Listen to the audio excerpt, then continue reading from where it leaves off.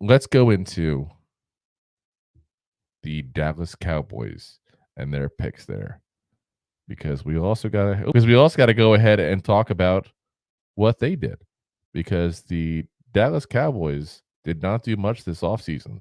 This basically is their offseason. Let's be very frank about that. They haven't had money to spend. They basically, I think, signed 2 players. One of them was Ezekiel Elliott. I mean, let's be honest here. They had to let him go a couple of years ago because he was slowing down. You think things got better?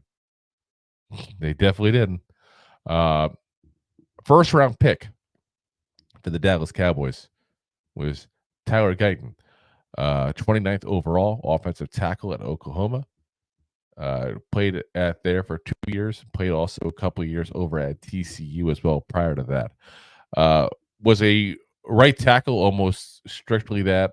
Did play some snaps at left tackle, 70 throughout his career, but otherwise 100% right tackle. 6'6", 306 pounds, 22 years old. So he's got the size. As we got Rob here popping on back here. Here where he is. You missed it, Rob.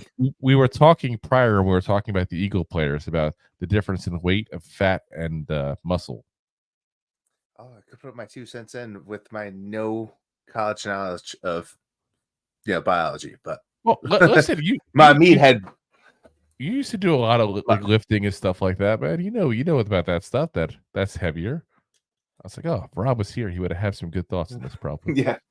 Big difference in a 225-pound guy that's solid muscle and a 250-pound guy that's 45% body fat. It's pretty big. So anyway, back to Tyler Guyton here. So this is a guy who literally for his career, guys, missed games every single year with injuries. Every single year. That's one thing I'll never understand people drafting. Like, I get it that some players are injury prone in college and they snap out of it, so to speak, in the pros, and that's happened. I'm not saying it doesn't. But the best ability is availability. Exactly. If I can't count on you to play, I can't count on you for much. I don't want to pay you tons of money. I don't mind taking a flyer on a guy who's injury prone, but I'm not going to go, all in on a first round pick on a guy that can't stay healthy like that. I just think about this and Jerry Jones saying, what, 2 months ago, we're going all in this offseason. Yep. All in. Yep. Signed free agents. 2 players. No. They signed 2 players. 2. Yeah, like, 2 players. A linebacker. I forget which linebacker. The most injury-prone guy in the first round. And Ezekiel Elliott. They got him back. Zeke is back. After his 1 year stop in New England. Again. And he playing worse. Tell everybody. Anyway, played 10 games. The Jedi. Played 10 games each of the past 2 seasons there at Oklahoma. Had a 63.7 PFF grade, guys. We just talked a minute ago about how a 66 PFF grade for a 6th-round player that the Eagles took was bad because he played at a small school. I get it that Tyler plays at a bigger school in Oklahoma, or played, I should say. But a 63.7 PFF grade on a guy who's always injured, and you put him in a 1st round. Now, don't get me wrong. We thought he would go 1st to 2nd round. He went where we thought he would go. We were dead on almost to where he was going to go. We also said he was the 8th best tackle, though, in this draft. Because when he's healthy, he's not a bad player. He's just never healthy. You want to know why that was so low? Because he was battling injuries. He was still playing, but he was battling them. So, yeah. Pros and cons wise, we had quick feet and natural traits for the pros, injuries, and need to add weight, plus raw because he's never healthy on the cons. So, yeah, I guess the Cowboys looked at the medical and they were confident. I mean, obviously, Rob and I didn't have access to that. If Jerry wants to send us a copy, you can email us at 2giantgoofballs@mail.com. But I mean, I don't get it. I really don't. And to be honest with you, there's going to be a few I don't get it with these Cowboys picks, and I'm very happy about that. Yeah, I'm okay with that. Kudos, Jerry. Keep it going. Keep it going. Yeah. Please finish in the bottom of the NFC East. And what better way to follow up on a player who can't stay healthy in the first round, then going in the second round to a small school guy who didn't provide a lot of production. That's a great way to go into that. And that's exactly what they did. Marshawn Kneeland, second round pick, 56th overall, edge defensive end out of Western Michigan. So again, not a very big school, guys. We've talked about this before. When you're from a small school, I expect tons of production. You're facing huge difference in talent to what you're about to face in the NFL.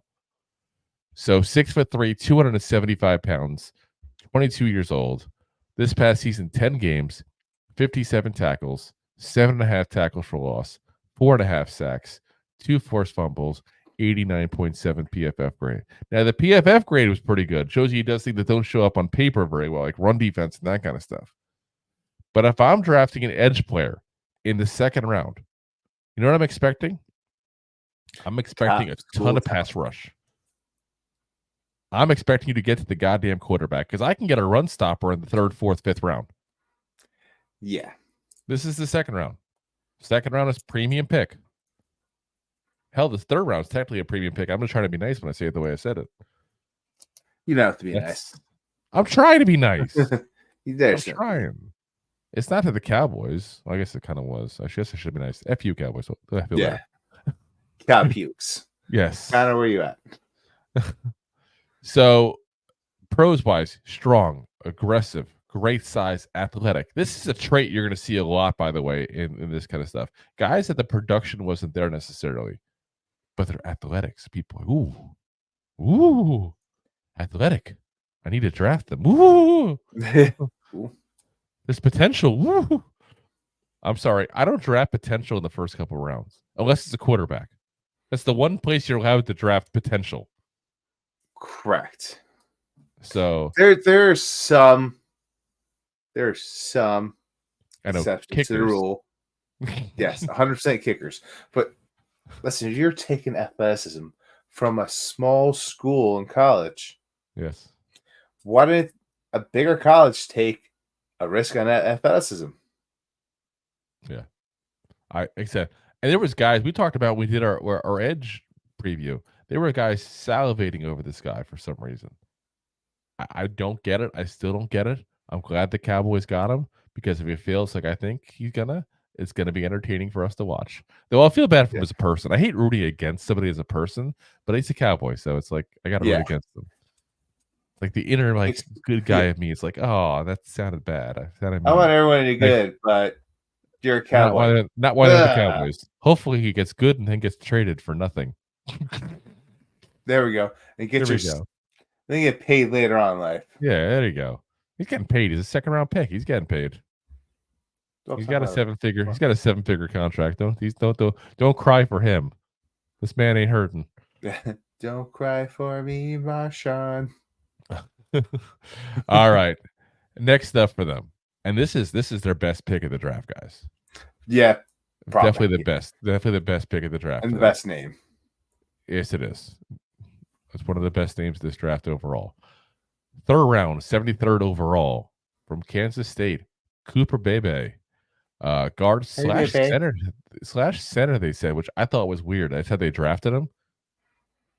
Yeah, guys, he played literally everywhere on the offensive line in college except for center. It's the one position he didn't play. He played both guard positions. He played both tackle positions. Primarily, though, he was a guard there, a left guard specifically at that point there.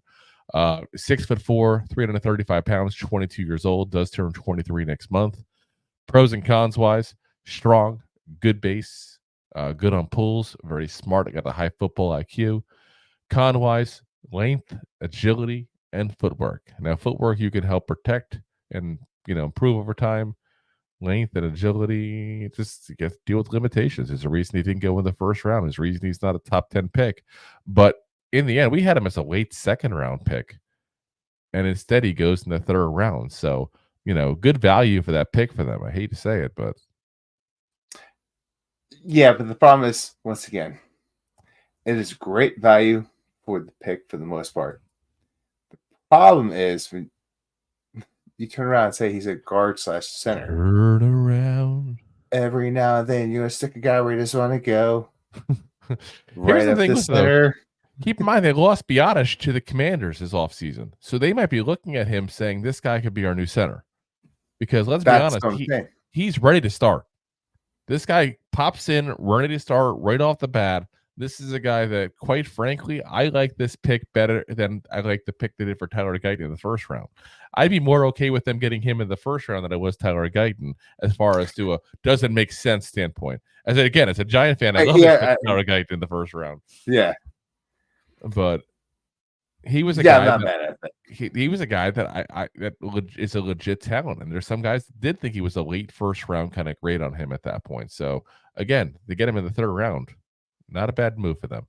Yeah, it just if you're going to utilize him as a center in the NFL when he didn't really do that in college, that's probably not the best. Yeah, it's a little questionable. That's for damn sure.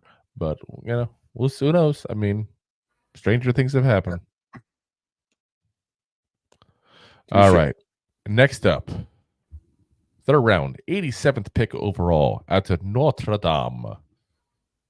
Marist Liafua. I'm gonna keep pronouncing his name wrong every single time. Liafau. Liafau. There we go. Got it. I had to spell it out phonetically on my notes here to make sure we had it right. We talked about him though during our preview episode. We had him as the 9th best linebacker in this draft. I do think they took him early, but to be honest, after the first couple of linebackers, you're kind of splitting hairs. I definitely thought there were some better options out there for him. I definitely think they did that little bit of a reach you mentioned before there. But not a bad player. He's 6'2", 239, 23 years old. Wasn't even really the top linebacker on his own roster. That was JD Bertrand. So it's kind of weird that you take the second best linebacker on a team that wasn't exactly a great team, and you take him in the third round. Like I said, it seems a little early to me. This past season, 12 games, 44 tackles, 6 tackles for loss, 3 sacks, 2 passes deflected, 1 forced fumble, 1 fumble recovery, and a 74.3 PFF grade. That just screams third round pick, doesn't it? Just oh yeah. The sarcasm is real. Pros and cons wise, we said high football IQ, great in coverage, good blitzer, and the issues with him, not an elite athlete, and he's also not great against the run. So, what I wonder with him, and we watched a lot of tape on Notre Dame in general, because we had both linebackers to go over there. I wonder if they're going to try to turn him into a pass rusher. That's something I really think, but he's got the size. He's got the flashes he's shown. And it wouldn't be the first time they've done that with a linebacker. Worked out pretty well the first time. Yeah. I just feel like this is so early to draft him that there's the plan. There was a reason they got him. There was something they saw that they liked a lot on him. And I wonder if that's what it is, because I kind of find it hard to believe. And again, obviously, I get the fact that he's not, going to the old school NFL where running backs roam the earth nonstop and just do 1,000 yards at a clip. But he's just bad against the run. He was just so bad at the run that I just find it hard to believe that like this guy's a starter, because that's what you're doing when you get him in the third round. He should be a starter. So I wouldn't shock me at all and I'm not saying they completely take him out of the linebacker role. But it's kind of similar to what they did with Micah Parsons. Obviously, he's not a Micah Parsons. I'm not saying he's that good of a player there. But I wonder if that's what they see is we can put him at linebacker, we can put him at edge, we can move him around a little bit. He's a versatile piece. I don't know. I just got to question it. And partially it's me trying to figure out why the hell they would draft this guy in the third round. Yeah. We had him as the day 3 pick, which again, 4th round, 5th round, you don't hear me complaining about the pick overall as being a reach. But day 2, not day 3, you're reaching. So I mean, time will tell if he'll be the team. Time after time. You will see if this new third round pick will be just like Micah Parsons. You sound Time just like after Cyndi time. Lauper. It's amazing. It's like listening to a concert of hers. All right, next up in the 5th round, pick number 174 overall, cornerback out of Wake Forest, Kalen Carson, who we had barely on our list of top corners. He was literally number 15 of the 15 we covered. 6 foot even, 195 pounds, 22 years old overall.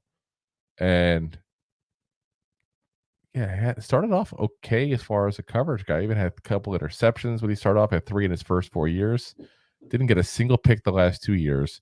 Last year, overall, 11 games, 42 tackles, 1 tackle for loss, 8 passes deflected there, and 1 fumble recovery. By the way, guys, when I say 11 games, that's the first time he hit the double digit in games in his entire college career. What does that tell you guys? Another injury-prone player. So pretty much. There's a theme they have there. Played mostly on the outside. Did play a little bit. He had 77 snaps the past season there in the slot, so he does go inside occasionally when need be. Pros and cons wise, good body control, fluid movement, top speed, top end speed. I mean, like literally, this is the guy that's the home run threat kind of speed there. Very physical, helps in the run. Cons, his technique is bad, guys. Point blank bad. And I don't know if it's a small school he went to. Wake Forest is not exactly known as a powerhouse football team, obviously, and it was a coaching issue. But yeah, he's got some issues there, and he's basically depended on his athleticism to get him out of trouble, which he's been able to. But that's going to change when you go to the NFL. Yeah, because these guys are just as athletic as you are now. So this is a work in project. This is a work in project for them. And again, it lacks the interceptions. Specializes in man coverage. We thought he would end up going in the 3rd round there. Not that we liked him overall 3rd round. We just thought that's where somebody would pick him. We were kind of guessing on that kind of stuff for you guys too, to see if we thought it was a reach based on consensus, not just what we thought, overall of him. Because I think he got drafted where he should get drafted, to be very frank.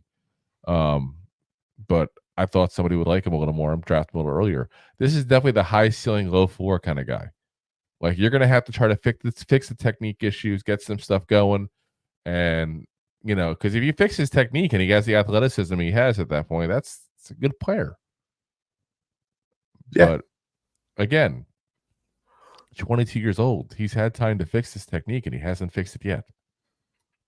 And I hate when it's a technique issue like that for some of these guys, because especially when they're so athletic, to me, that's a lack of trying. And I'm not trying to be negative on the person as an individual to say it that I don't know him personally, but it's like, you're not wrong for saying that. Usually you're 22. Usually when you got someone that's very, very high skill, yeah, means he had to work at his craft.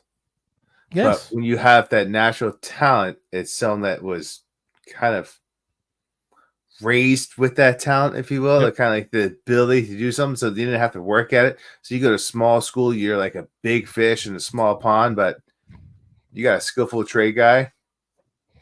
It's like Drew going into Lake Missouri or Lake Michigan. Why are you putting me in a lake? Why are you trying to kill me? You can swim. I've seen it. Here's my issue though. Like, let's say it this way. Let's say I go to you, Rob. You got amazing athleticism, better than anybody pretty much your age or top end as far as that. Oh yeah. I think you got a future in the NFL. You gotta get this technique going. You gotta fix some stuff. There's some issues. There's some footwork issues. There's some hand issues. Your movements aren't very fluid at that point. Your fluids are movement, whatever. At that age, they were. Trust me. But what I'm saying is, he had people telling him this stuff probably. And I'm telling you right now, if I'm him, I'm hiring consultants. I'm doing what I got to do to fix these things up at this point. I'm getting things going. So before I leave college, I can show that I've improved and I've fixed some of this stuff here. I'm not saying everything. It's just, to me, it's like I said, it seems like a lack of caring and a lack of trying when you got a guy who's been around for 22 years on this earth, but that kind of amazing talent that wanted to go to the NFL and didn't fix those issues. Yes.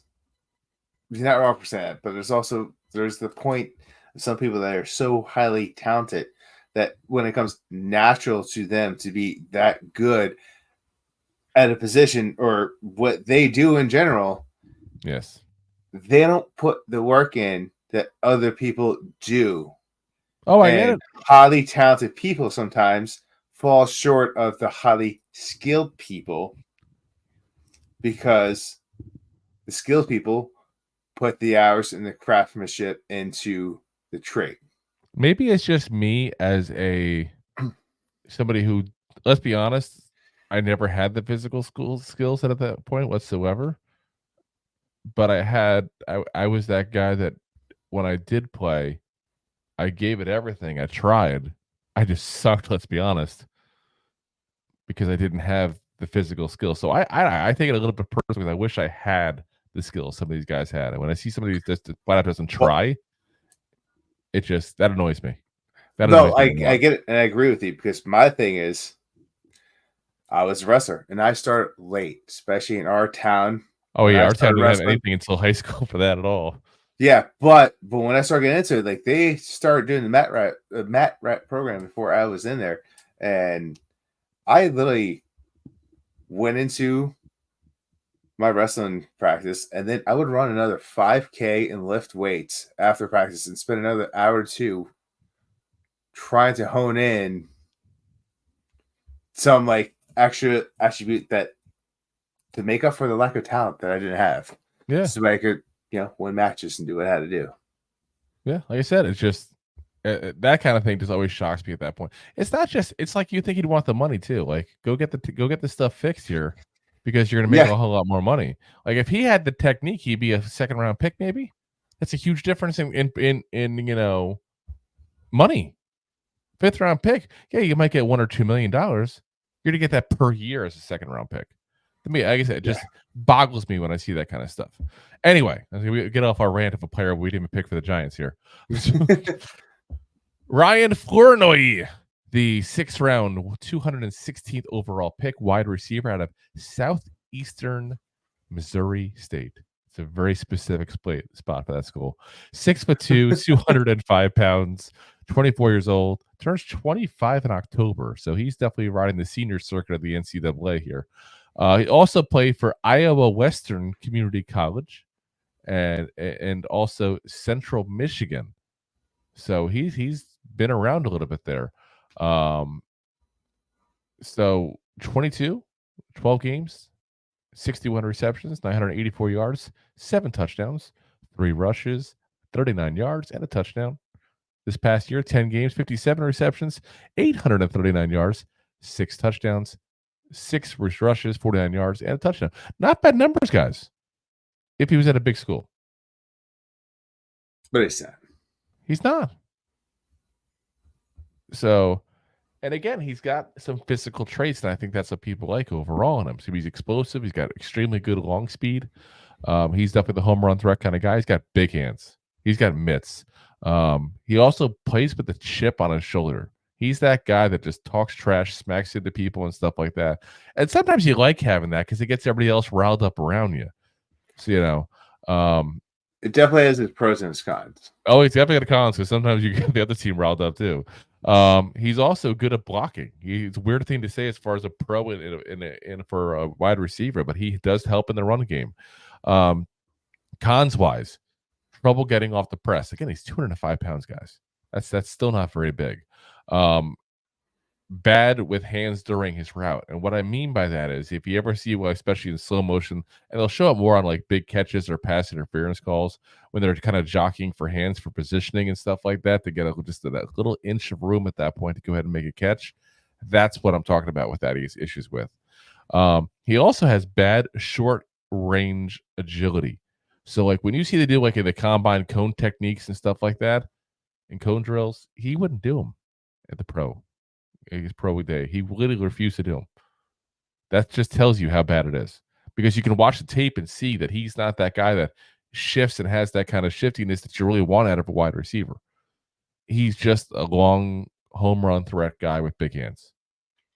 But again, that's probably part of the reason why he's bad with his hands down the field, because he's got big old baseball mitts for fingers. but that should help you. Having big hands when you're trying to push off and help get it off of a corner, that's an advantage. I'm sorry, that's an For advantage. the most part, but when you got paws, you got bare mitts, it's easy to see that pass interference. I mean, look how big my hand is. It's bigger than my head. It's like my head is like 2/3 the size of this. It's like watching an Incredible Hulk cartoon where they do like It's amazing. For such a big head, I have such oh a my big god, hands. you have the same problem. This must be a Jersey issue. Oh my god. Next up there, Nathan Thomas, 7th round pick, 233rd overall pick, offensive lineman out of Louisiana. 6'5", 335, 22 years old this past year. Played 12 games to 13 the prior. Had a 74.8 PFF grade here the last season. It's not a bad grade. Played every single snap at left tackle. Many think he can play guard, and actually think he's better off as a guard in the NFL. As far as the pros and cons, good run blocker, quick off the snap, good grip. I know you're not supposed to grip people technically as an offensive lineman, but some people do it good, some people don't. He do it good. Moves opponents and run blocking, like meaning like when you see an offensive lineman pushing a sled, yeah, I guarantee he does very well in that drill. Picks up stunts very well as well. Cons wise, bad lateral speed. Like he's pretty much a statue. Does have some balance issues as well. Pad level potential is an issue, a cause of that there. His hands also, they land, but again, we talked about it quick off the snap. His hands are every so often doesn't hit quite the right spot. The biggest issue, and the reason why he went so late in this draft, trouble in pass protection. He allowed 5 sacks this past season, guys. Imagine if you set up a 350-pound gargoyle about 3 feet in front of your quarterback. That's what this guy is. Yeah, like he takes his spot, he does his spot, he's good in run protection there, run blocking, not very good in pass pro. And I think a lot of that is the lack of speed, the lack of lateral movement. When we talked about with Evan Neal a lot, when you're an edge setter, you got to be able to go shift over at that point to stop someone from getting around you, because that's not an option otherwise. Yeah. There's nobody to stop them. You are the last line of defense, unless there's a blocking tight end next to you. But otherwise, you are the last line of defense. That's why people think he's probably better off as a guard. I think you'll see him probably get stashed in the practice squad or something like that. They try to shift him to a guard this year and see what they get out of him. But again, didn't play horrible this year, even with the pass protection issues there. So he's a guy that's a developmental pick at that point. It's not a bad pick for a developmental because he's already good at run blocking. You have a fix potentially for his big issue with the lateral movement by going ahead and moving him on the inside. He's just going to need a little time to move in the inside and get used to it. That's all. Last pick for the Cowboys here. Justin Rogers, 7th round pick, 244th overall, defensive tackle out of Auburn there. 6'3", 346 pounds, 22 years old. Also played for Kentucky for a few years there, 20 to 22. Jump ship to Kentucky, went to Auburn. It's not often that you move from Kentucky to a place and go, is it better? Kentucky to Alabama. Anyway, this past season, 13 games, 17 tackles, 2 tackles for loss, and a sack. Honestly, the write-up on him, very simple. Great against the run, provides absolutely no pass rush whatsoever. It's that simple. Pretty much. He does nothing to help you against the pass, but he's really big body. And what'll probably end up being best case scenario for him is a guy they put on there on short yardage, goal line stances and stuff like that they want to go ahead and just clog up the middle. That's what his role is going to be if he develops into having a role in this NFL. Again, 7th round pick, not even a guarantee to make the roster. So, but yeah, I gotta say, as a Giants fan, I love this Cowboys draft. You got an injury-prone player, a guy who couldn't produce at a small school. You got a guy that you might try to put in center that's never played center.